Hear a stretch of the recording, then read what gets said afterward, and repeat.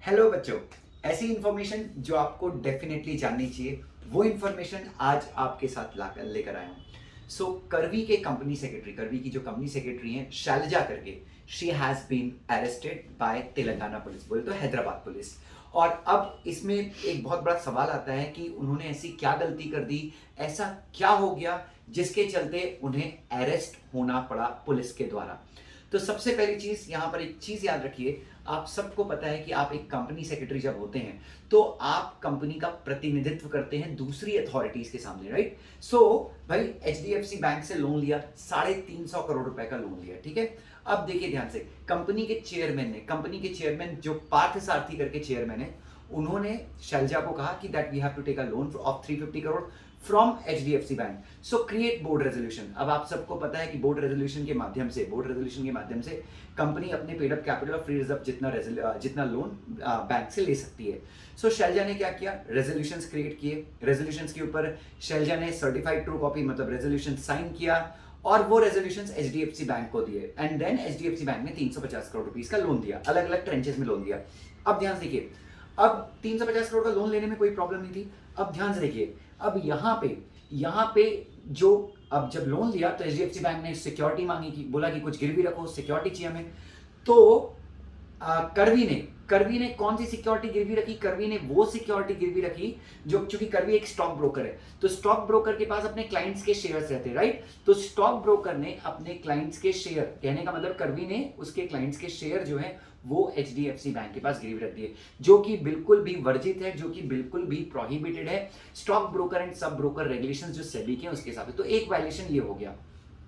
दूसरा वायलेशन, जो board resolution Selja ने साइन किए थे, जो बोर्ड रेजोल्यूशन शैलजा ने क्रिएट किए थे, उन बोर्ड रेजोल्यूशन का, उस फॉर एग्जांपल 25 तारीख की बोर्ड मीटिंग का बोर्ड रेजोल्यूशन शैलजा ने बना के दिया, एचडीएफसी बैंक को दे दिया और इसके आधार पे एचडीएफसी बैंक ने लोन ग्रांट किया। मतलब जो भी अग्रीमेंट है, चार्ज के अग्रीमेंट होंगे, वो सारी चीजें हुई, बट मेन बोर्ड रेजोल्यूशन के ऊपर एचडीएफसी बैंक ने एक्ट किया, right.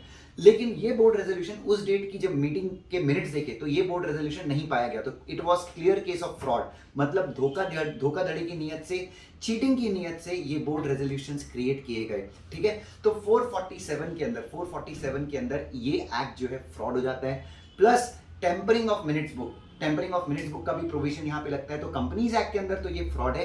Plus Indian penal code के 419, 420, 421 या 422 ये जो सेक्शंस है, इनके हिसाब से भी फ्रॉड हो गया। तो अब क्या होने वाला है, शैलजा जी को अरेस्ट किया गया है, 24 आवर्स के अंदर इनको मैजिस्ट्रेट के सामने भी प्रोड्यूस कर दिया गया है और इनको रिमांड पे भेजा गया है। अब जब इनका ट्रायल चालू होगा तो उस ट्रायल में कंपनीज एक्ट के भी सारे प्रोविजंस को इस्तेमाल किया जाएगा, 447 को यूज किया जाएगा, देन इंडियन पीनल कोड के भी प्रोविजंस को यूज किया जाएगा। अब आपके मन में एक क्वेश्चन आएगा, क्वेश्चन ये है कि क्या शैलजा अपने डिफेंस में क्या बोलेंगी। तो शैलजा, बच्चों अब मैं यहाँ पे बताऊंगा जो मुझे लगता है, जितना आईपीसी को और जितना कंपनीज एक्ट को मैंने पढ़ा है उसके हिसाब से मैं बताता हूँ। शैलजा अब ये बोलेंगी अपने डिफेंस में कि मुझे प्रेशराइज किया गया, ठीक है।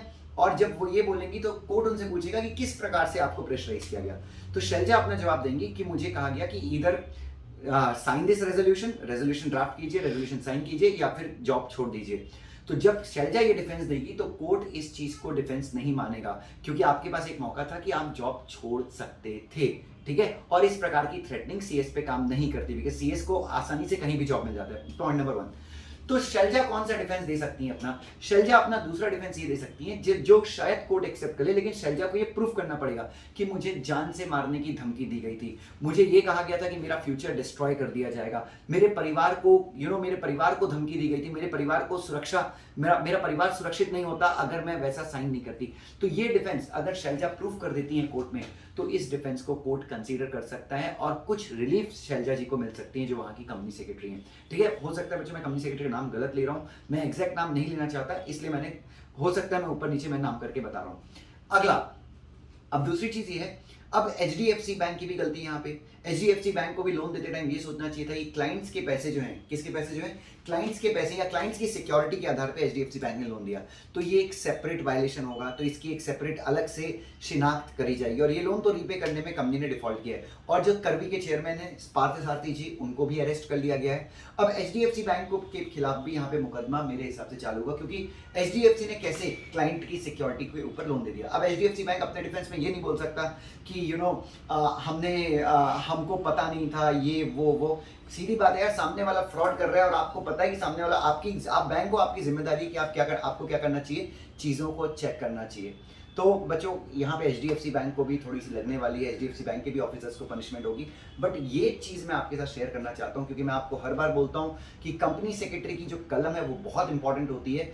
ये कलम आपको सितारों तक भी पहुंचा सकती है और ये कलम आपको गर्दिश की सैर भी करा सकती है। सो जो भी आप पढ़ाई करते हैं, जो भी चीज़ें आप टेम्परिंग ऑफ मिनट्स बुक हमने पढ़ाई है कंपनीज एक्ट में, तो इस प्रोविजन के अंदर सेक्शन 118 में भी आप चाहें तो एक बार चेक कर सकते हैं और एक प्रकार से ये जनरल फ्रॉड के अंदर भी आ जाता है। आप सेक्शन एक बार 447 पढ़ेंगे तो आपको समझ में आएगा कि जो भी कर्वी में हुआ it was a fraud. Thank you so much, God bless you, love you. ये वीडियो अगर आपको पसंद आया हो तो लाइक कमेंट शेयर करने की बिल्कुल भी जरूरत नहीं है, बट एक अच्छे कंपनी सेक्रेटरी बन जाइए। Thank you so much.